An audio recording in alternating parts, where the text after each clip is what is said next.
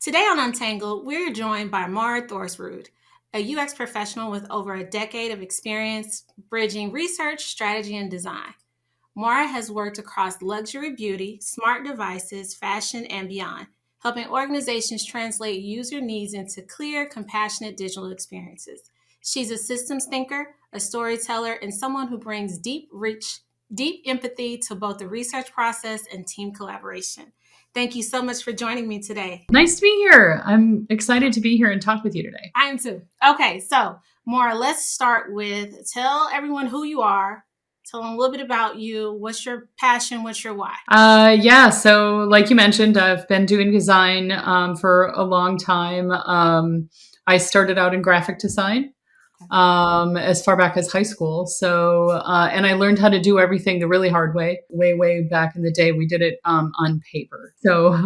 We can talk about that too. But so I've been doing design for a very long time, and I have a real strong design background. I know some people have research backgrounds or psychology backgrounds. My passion is actually psychology. I got into psychology in college and have always found it fascinating. I kind of realized that psychology can apply to design about 10 years ago. It was kind of like a big light bulb went off in my head, and I was like, oh my gosh. Oh, that's so funny. I can use this to help me design. This is so great. So that's kind of, like psychology and design has really been a passion of mine. And e-com is kind of been my forte for the most part over time, even though I've kind of dipped my toe into a couple of different categories. E-com has really kind of been my jam for a long time. So can you tell us about what your work there, your team, and what type of UX work you're doing there? Sure. So I work on the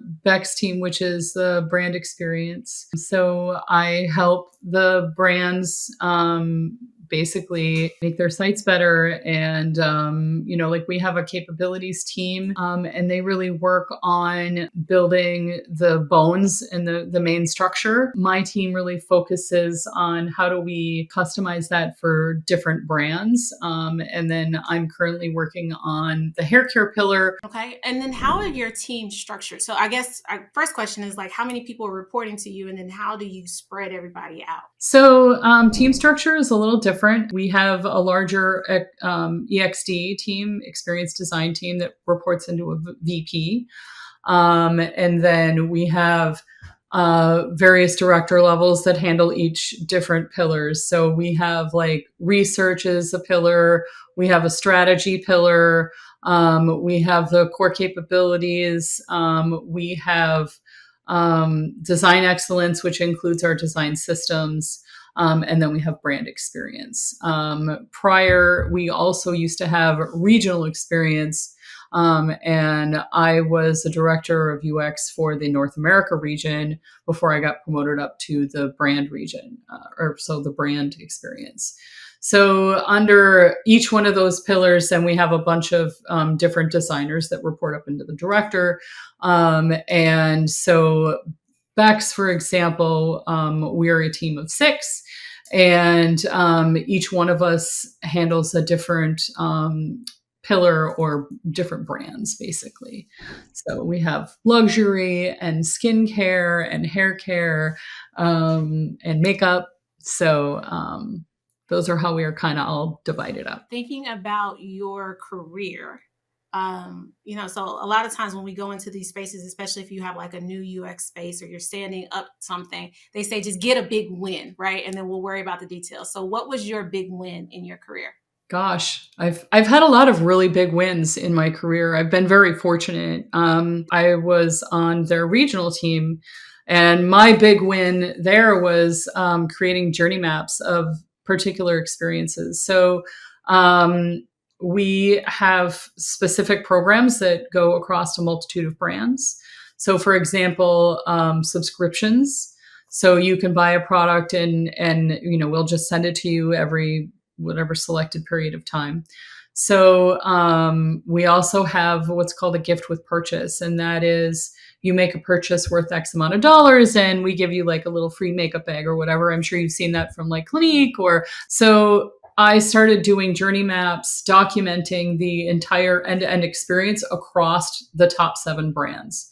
So we, for instance, we looked at subscriptions and across all the different brands. I partnered with the research team, and we did a lot of interviewing, and I got certified in a product called Full Story, which allows us to kind of deeper dive into the metrics behind things. So it's kind of like Google Analytics meets, like qualitative research, because I can anonymize whatever page I'm looking at and watch actual user sessions. Okay. So we're not recording your personal information, but I am looking at the things that you're clicking on, or how you're moving through a flow. Where do you get stuck?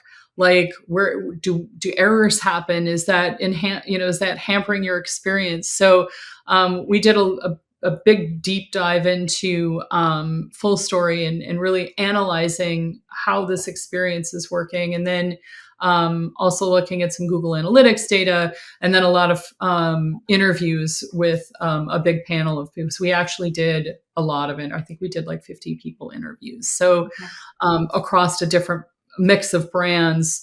And we did this for both our gift with purchase, and we did that right before the holiday. And then we also did the subscribe, and it helped us find where are we not as strong, where are we really good, what are we doing right, and where can we make improvements, and where are we having inconsistencies, and not just inconsistencies across a bunch of different brands, but inconsistencies within a single brand. Because one of the other things we did was a full audit of the experience by brand.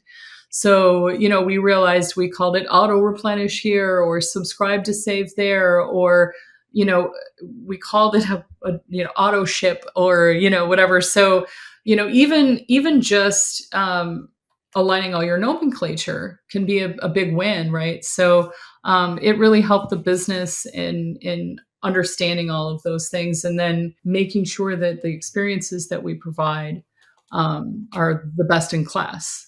Before we go on, I want to make sure we bridge a gap. We were talking about experience design. So can you explain what brand experience design is? And can you connect it to UX? Sure. So brand experience is UX.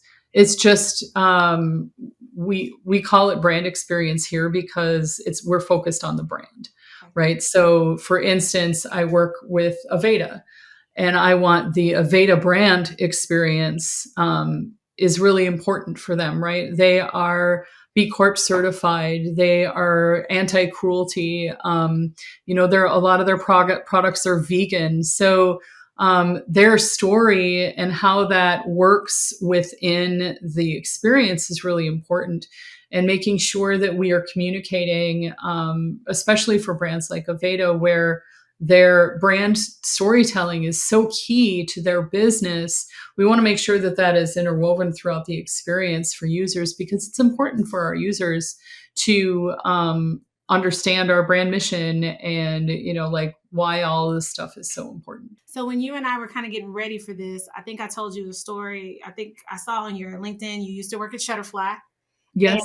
And I randomly got an email a couple of months ago about some of my son's school pictures from like 4th grade. And I was like, what is happening here?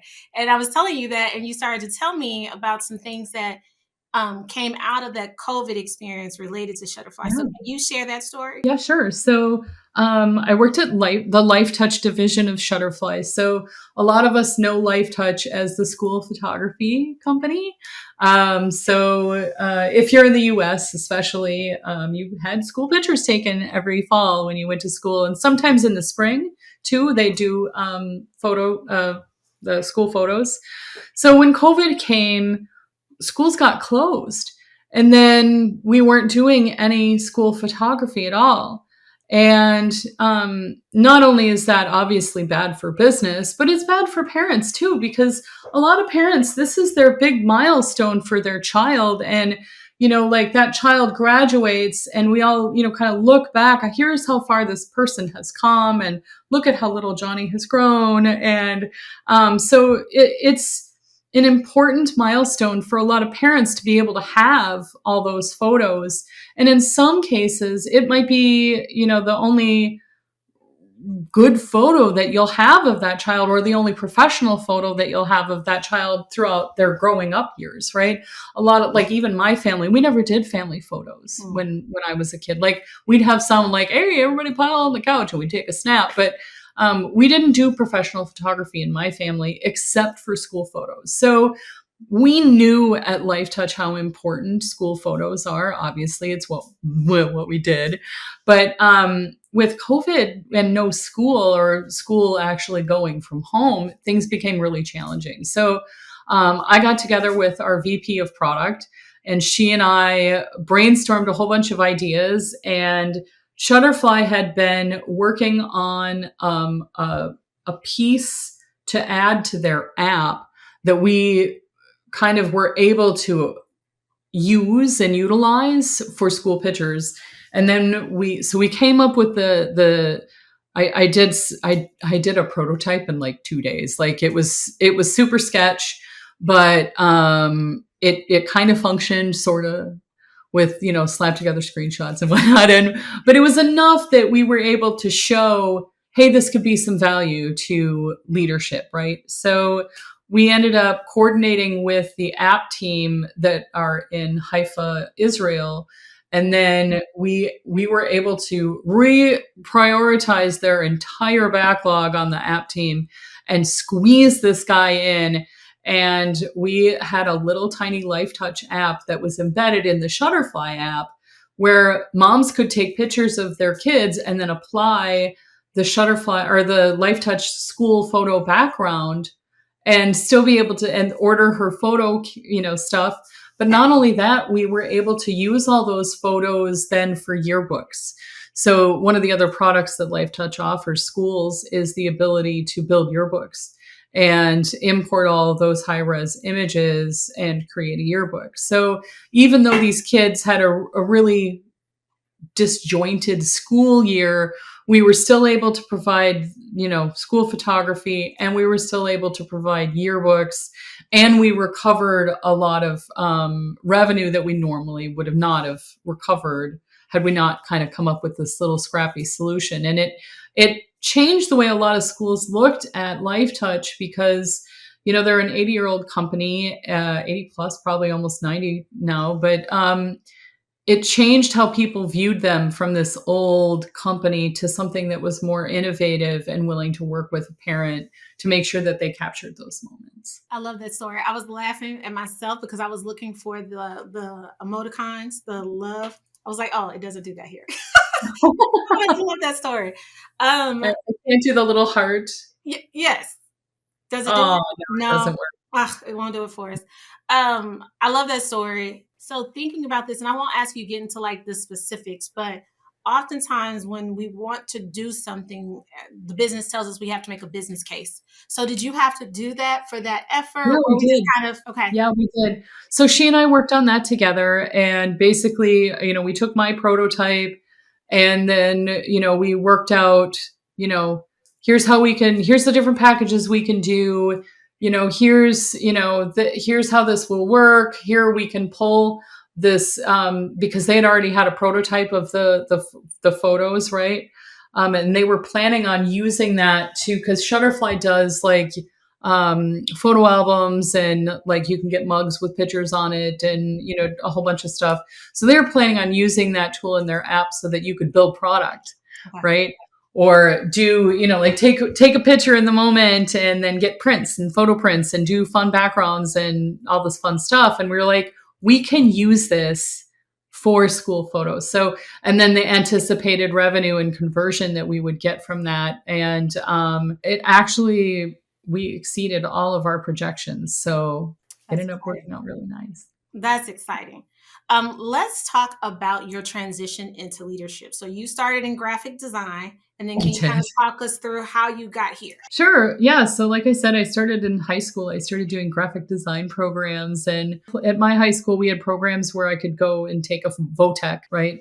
Junior college or, community college, whatever they're called a variety of different things around the country. But this was called VOTEC in my area. And basically, I was able to get into it was called commercial art at the time. And we learned how to do stuff on a board with a blue pencil. So, like back then when you were doing print, or like newspaper or magazines or, any of that stuff, you'd actually paste it up on a board and you'd shoot it with a camera.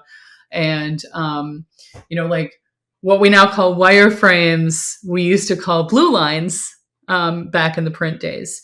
So I really, had a really strong background in that and understanding like color separations and, like how color splits and works and the way that a printer can like throw a dot down and make a different color out of it. You get 4 colors and then you can make this whole gamut of colors. And then understanding, all of those intricate pieces. And then as time kind of went along, things became more and more digital. I think you can probably tell that from my wrinkles that I'm not a young chicken, but yeah, so I just started doing more and more digital things. So when I worked at JWT, I built websites there, and a lot of the same principles apply.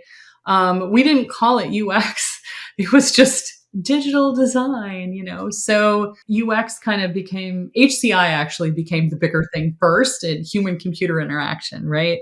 And understanding how those pieces worked together. And then all of a sudden that rolled into all of a sudden, no, it's user experience. So, and now it's product design. Well, no, maybe it's AI product design. So, the design has continuously evolved since the dawn of time, really. Like when my grandmother actually used to be an artist. So when she did it, it was still called commercial art. Like that's what it was called for a really, really long time. And then commercial art became graphic design, and then graphic design became, so you have all these different things. It's a lot of the same basic principles that you can just kind of transfer and go. And, it was interesting. I do volunteer work. I've done a lot of volunteer work with UXPA Minnesota. And one of the things we did last summer, we had a big Learn Figma class. And the guy who was teaching the class teaches at a lot of the boot camps in the Twin Cities. And, when we were talking about all the different modules he was doing, because I did all of the programs. So I was like, okay, Joey, tell me about what you're doing. I'm like, wait, why are we doing color theory? Like, this is for designers. Why color theory? I don't know, under typography. What is this? Why? And Joey's like, well, you don't ever learn this stuff in a boot camp. And it was like eye-opening for me and just kind of shocking for me, because I'd always considered understanding those things kind of table stakes to being able to do UX. And here I'm learning that these new generations of designers coming in, they don't often have some of those foundations. And so, there's a UX to UX, right? And so a lot of these younger designers, they have this gap that they're not getting. And then it really kind of opened my eyes to be able to help some of the younger designers that I work with, because now I had this, it was like this big unlock in my brain, like, oh my gosh, these people don't understand. So now I think it's helped me be a better mentor and help me teach younger, I keep saying younger, some of them aren't that younger than me, but right. Newer, I guess. Less seasoned, less seasoned, newer to the field of design. But I mean, it made a lot of sense to me too, because, I've met a lot of designers who are really strong in what I considered methodology work, right? And, you meet a lot of people who are really good at like research, right? And the great thing about UX as a field is there's so many different areas where you can really specialize, right? And while I don't really specialize in UI or the design stuff anymore, I do have that background so I can help others kind of understand those basics to really round out who they are as a designer. So you touched on something that is very near to my heart, which is this idea of mentorship and giving back and volunteering.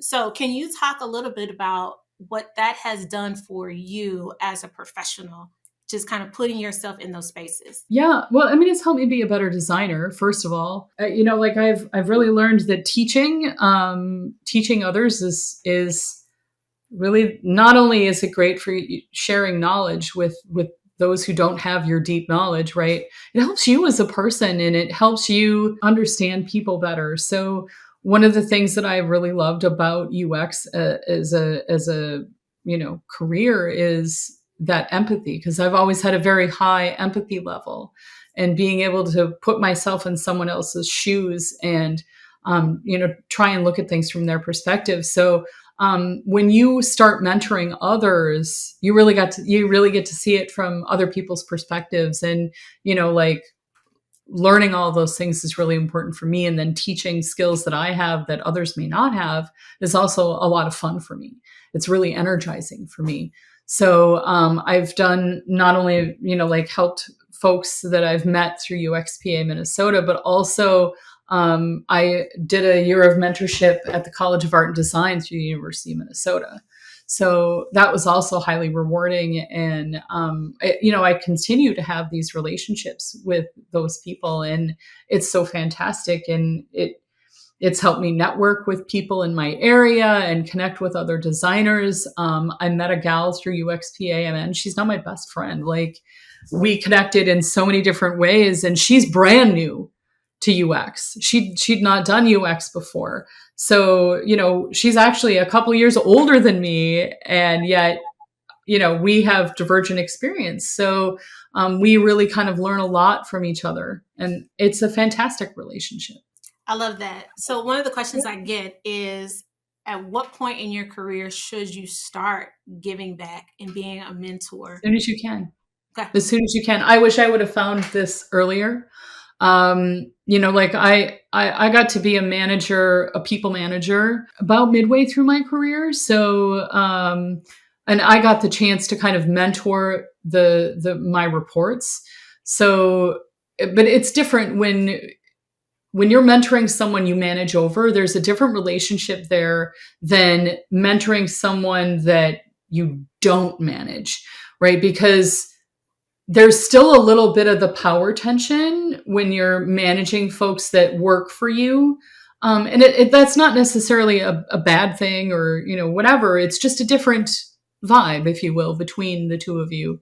Of course, now with vibe engineering, I feel like that vibe is it's getting all these different connotations, but there's a different kind of energy when it's someone that you work with rather than, a peer that you have met at an event that maybe you just know something more than they do. And I've learned so many different things from new people coming in. So not only it's they call it reverse mentoring. So they have a program here where more junior folks connect with more senior folks, and the junior folks are mentoring the senior folks on, like new perspectives, so that it helps us to have different perspectives, right? And one of the things that I've learned, I did an employee resource group at Shutterfly for women in leadership, and one of the things I absolutely loved about working with that group is diversity and getting to know people who are different from you. Like, it's so important, especially in our field when we're working with empathy, to really understand you are not your user. No matter how much you match that persona, right? You're still not your user. So being able to meet other people and, interact with them and understand them, it's made me a better person overall. And it's really helped me be a better designer and understand problem solving a little better, right? Because now I can think about, well, what if this were so-and-so, or what if that was somebody else? Or, meeting people with disabilities was a huge eye opener for me, right? Like, I had a presentation from a guy on ADA compliance and accessibility, and he was blind. And he was doing this presentation in PowerPoint, but he was blind. And so it was so eye-opening for me to understand and pardon the phraseology, but see his problems in a different way than I would have in my own head, right? So it helps you kind of get out of your head and see things from someone else's perspective. And that is so, so very important. So I've always said that the best way to get buy-in for research is for someone to watch the session, right? The stakeholder needs to see the session. And I think we've lost some of that. I think today a lot of people are just kind of doing the research and then doing the report. But Yes. especially when you talk about accessibility, I feel like people should just have to watch those sessions. That is, it was And for we put me, little clips of videos. they We'll should. include those in our Yeah. reports so that people can see what users are saying and how they're talking. And that's why I love actually tools like Full Story, Hmm. because then, like I can just watch Yep. someone, and I don't have to know anything about them. I'm completely blind to everything about them except what they are doing in that moment, Mhm. right? And then there's a different kind of purity to that kind of data, right? Because there's no bias. I am looking at a cursor. I am watching someone tap their way through a mobile experience. It's just a dot that shows up on the page to show me where they're tapping. So you can take away all the extra bias because it's just a cursor now, right? Mhm. And there is something really genuine about that kind of experience, and seeing that kind of research as well as watching a video and listening to someone tell their story. But that's one of the things that has also kind of really resonated with me over the last little while is storytelling, right?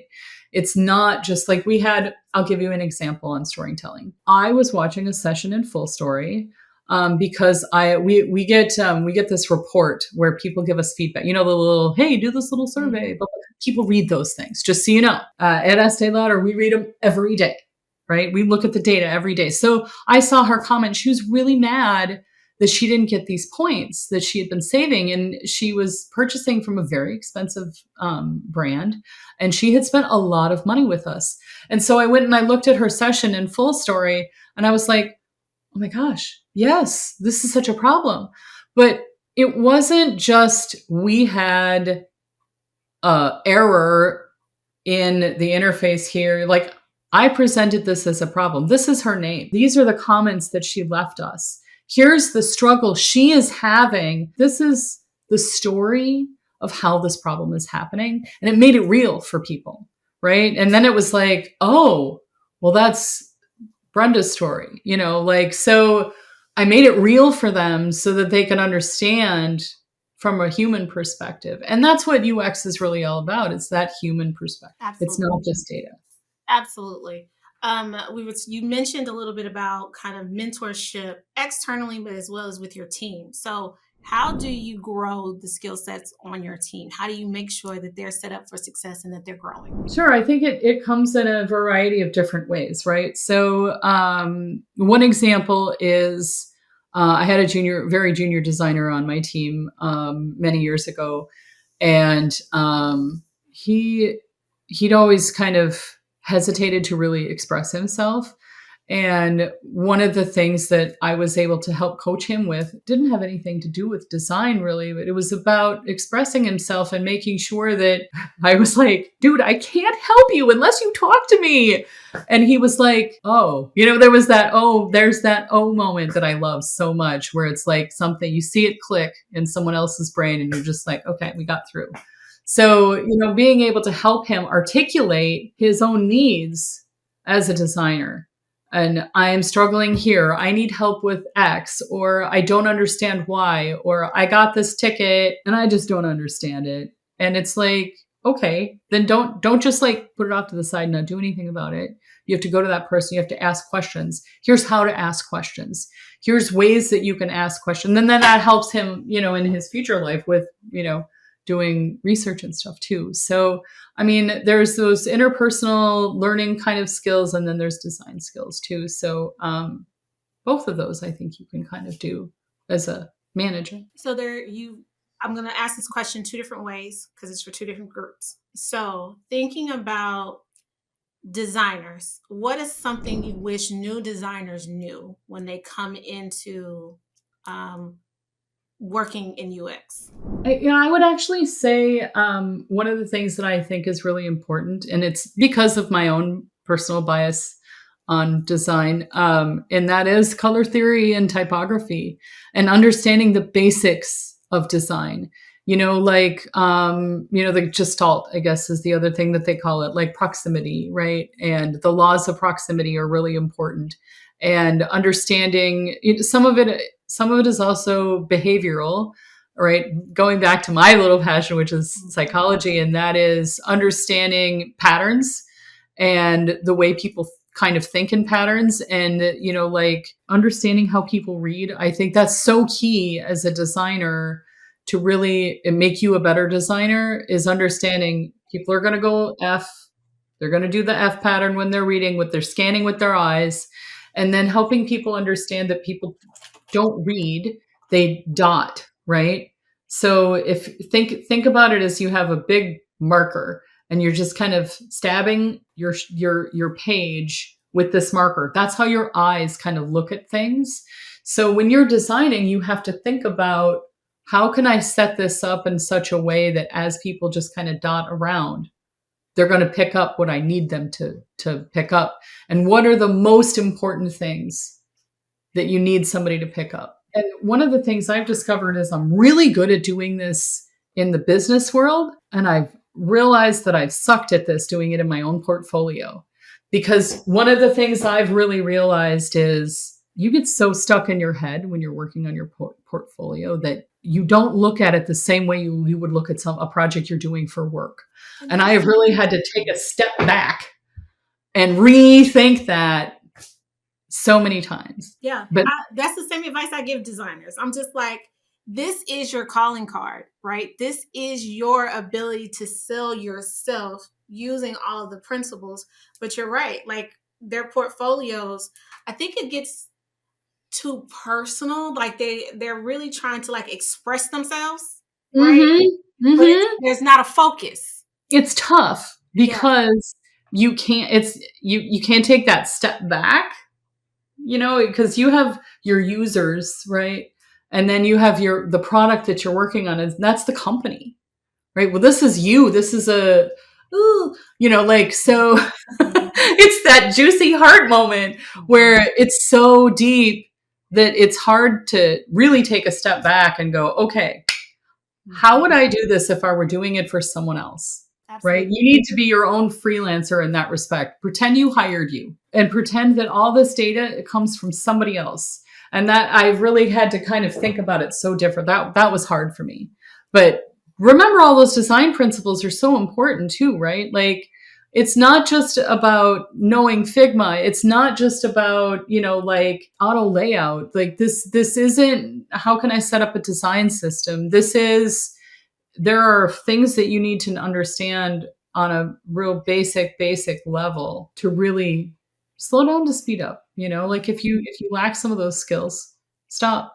They're like, I try and learn something new every single week. I am constantly challenging myself to learn something new, read a different book.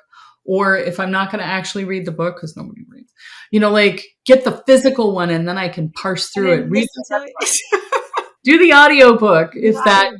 Like subscribe to podcasts. If you like to listen to stories, we learn things so differently listening than we do reading. I like to do both, a little bit of both. So sign up for classes. Maven has a bunch of lightning classes that are free that you can do.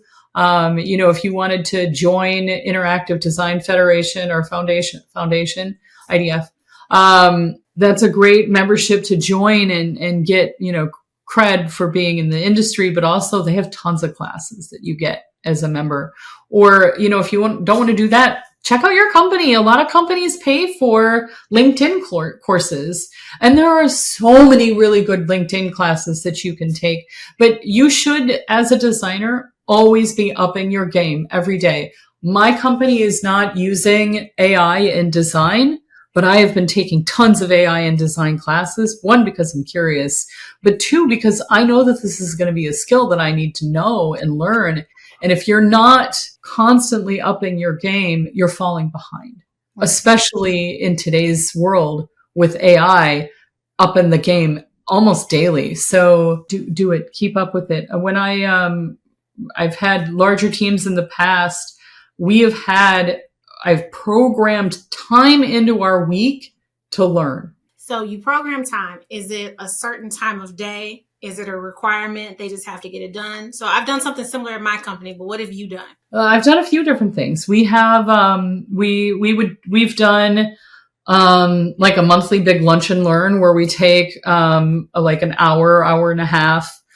This was at a previous company where I was able to get a budget and say, okay, I want to be able to provide lunch for my team. And then we have a topic that we do once a month, right? So, each person on the team had to come up with the topic that we would do. And they would have to do the research to be able to present whatever it was. Maybe it was a TED Talk. Maybe it was another lecture that they found online. Maybe it was, we had a couple where we actually did a LinkedIn learning class together as a group. Right. So everybody had to sign in and do the class together, and then we could ask each other questions. And, even if we're not all watching the video all at the same time, just kind of learning as a group and then being able to talk to each other, is really where I found the greatest juice, was chatting with another designer about it. Mm-hmm. So let me go back to the same question, but this time from a research perspective. What are some things you wish researchers knew coming into this space? These days, my answer would have been different a year ago. But today I would say don't be afraid of AI. Because AI I actually shared this on LinkedIn earlier today or yesterday. It's blurring. But there are insights you are going to learn as a researcher that AI will never be able to get, right? Like this person was from, I think, HP, and they realized that the copy on one button made or it was going to be the pivotal piece to $1 billion program. One button. AI is never going to tell you that one button. But what AI can do is help you streamline a bunch of stuff. Right. So, there are ways that, one of the other struggles you have when you're doing a lot of research is wading through a lot of the videos. And you can do that by watching them at high speed, or you can also have AI transcript. And then you can also, so you can watch, and then you have the words that you can actually look at. And being able to read transcripts is so key, because then you're hearing it and you're seeing it. So the more ways you can actually input data, right? Whether it's through sound or vision or, all the different senses, the more you write it out, you watch it, you hear it, you're going to learn it a lot stronger than if you just heard it or if you just watched it or just wrote it out. So that's why, having all those different things in your research, AI can help you with that, right? AI can help you do a transcript so you can watch, and then you can really immerse yourself and listen. Mm-hmm. And I say that with a capital L, right? When you're watching a video, you need to be watching their face. You need to be looking at their body language. You need to be kind of using that empathetic skill and putting yourself in their position and feeling what they're telling you. And you cannot do all those things and take notes. Mm-hmm. Can't. So use AI as your tool. Have it do the transcript, because then you're going to absorb all of that through your empathetical skills, right? And you're going to pick up on all the little body language things that this person is telling you, and the expressions on their face, and, the feelings that they're communicating that you're not going to get in a transcript. Then you're going to have your transcript to be able to digest it in a different way, because then you can take that emotional step back when you're going through your transcript and really think more about the data and the analytical process for what they're saying with their words. Mm-hmm. So don't be afraid of AI, I think, is my biggest advice for research, because it can help you come up with questions. You can throw at things and say, poke holes in it. Tell me what I didn't, tell me what I missed. Tell me what isn't good about this. Don't just have it feed you the positive either. Switch it back. Make it tell you how is this going to fail? What am I missing with my approach? Have it help you fill in your gaps. right? Because it can be your friend or it can be your enemy. It's how you kind of look at it.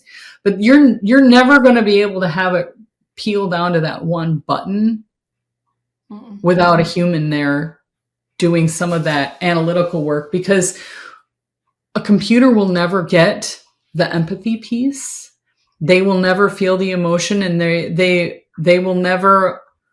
They might be able to interpret some of the facial expressions, but not in the same way. Yeah. And that's where we as humans can win in the AI game. I know a lot of people are really stressing right now about AI. Yeah. But you have to, this is the way design is rolled for years and years. You have to figure out what's your angle. What makes you better than this machine, right? Like, what can it do and what can you do that it can't do? Right? Because that's your edge. And that's the same with, like, I'm going to start a business. What am I going to do? Oh, well, find your niche, right? It's the same with being a designer or a researcher. Find your niche. So I didn't ask you this question before, but I'm going to ask you now. I'm thinking about it because it's something that I'm constantly trying to get some of the people that I talk to think about. So let's say UX went away, right? And we all had to find new jobs. What are some transitions that you see coworkers, colleagues, other people make that this skill set was foundational for what they transitioned to? Business analyzing business. Like, I've always believed too, that, and this applies to researchers or designers, you need to not just, here's my report. You need to be able to talk and communicate with, you can't just say, here's the problem, here's ways to solve it. You need to be able to say, here's the problem, and it's costing us X dollars.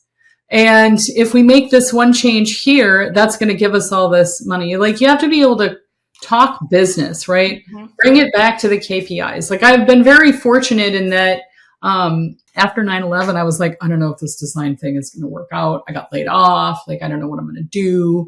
I better have a good backup. So I went back to college and I got a degree in business. So I'm very fortunate in that I have that business degree background. I mean, I'm not an MBA. I never went that far, but I've had enough business background, and I've owned my own businesses in the past to really understand that to really elevate yourself as a designer. And, like, as we're growing in this land of AI, where AI is kind of coming in and taking some of our pieces, you need to make sure you can bring it back to your users, right? But also be able to articulate the business part of it, right? And AI can't take that from you. So just know that you need to be able to talk about it at a different level. I don't want to say higher level. It's a different level, right? Being able to understand, I want to make all these adjustments because that's what's right for the user, right? And then you have to look at the business side, right? It's like, yep, that's going to cost me $10,000 to build. What am I going to get in return? Well, nothing, but your users will be happy. But, like, you need to think about that nexus, right? Between what a user really needs and what the business really needs. That nexus right there in the middle, that's your sweet spot. That's where you really can provide value. And if you think about how is this aligning to the work that we're doing, right, across the organization? Well, we have an initiative around, increasing revenue 20%. I'm just making this up, right? So if you know that's one of your, your goals for the year, then you need to think about how is what I am working on and the improvement that I know my user needs this to get fixed. How can I tie that up to making more money? Because then it's easier to say, oh, well, this will fix, it's a button in a flow. I got the right button in there with the right word, and it was responsible. This case that I had posted about in LinkedIn, it saved them $1.8 million by adding this little button. One button. If you can articulate that to your boss, if we add this one button, it's going to give us $1 million. Okay. Yeah. I can allocate money to get that fixed, right? It's like that project I had with Snaps. It was going to cost a lot of money and delay a bunch of different things for the holiday season for us to slide that Life Touch piece into the Shutterfly app. But the fact is we were getting no dollars coming in and we were bleeding money. And this was our only opportunity with school shut down, the only opportunity for Life Touch to make money. So it was worth the trade-off, and it paid for itself multiple times. So what I've seen teams do in the past is, I agree with you 1,000%, right? You need to be able to talk business. But for those designers and those researchers who don't have that skill set, who would you tell them to talk to in the organizations to be able to kind of get that information to help tell that story? That's when you need to be your best friend with your PM. So whether your PM is a project manager or a product manager, right? Because I've seen companies where it's projects and some where it's product, but that person truly needs to be your best friend, right? Like that's your partner. They own usually all those business metrics. And they have to justify all those numbers in product, right? That's one of the things that product really does, or project management even does, is they're proving all the business cases and they're bringing all those numbers back to management and saying, hey, here's the thing, here's how much it costs to build, here's what we got back out of it. They'll help you with that stuff. They should anyway. But don't be afraid to ask about, like, what's our KPI, key performance indicator, right? Like, what are we measuring? Ask questions. How are we measuring success is one of the best questions you can ask, right? How do we know that what we're doing succeeded, right? And this is something you can put in your portfolio too. Like, I work with all my product managers because I know they're presenting numbers back to leadership. And I'm like, hey, can you include me on that meeting when we do the readout on how I just want to understand, how did this perform? Mm-hmm. Right. And normally they're more than happy. And sometimes they even get excited. Oh, is this something that interests you? Yeah. I want to know, like, we made these improvements. What did it give me? Yeah. Because this is justification for you too. Absolutely. Which we all have to do a better job at, right? As things continue to change. Well, that is the last question that I have for you. Is there anything else you would want the audience to know about you or your work, or something that you're passionate about? No, I'm available for lecturing. I